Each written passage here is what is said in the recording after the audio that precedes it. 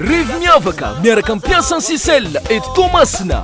ny fahenina ny volana mety eo amby 24 afanainy groupe Edilejao grand complet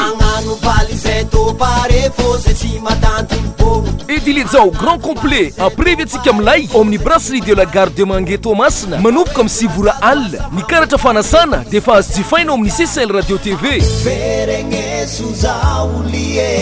filan-kevitra 034 79 563 72 034 51 191 18 ambiance mbola tsy fahita teto Toamasina revy miavaka miaraka ampiasa ny sisel ny sabotsy fahenina ny volana mety eo amby 24 amin'ny 6 vora alina ao amin'ny brasserie de la gare afanainy groupe Edilejao grand complet fiara-miasa viva TVMT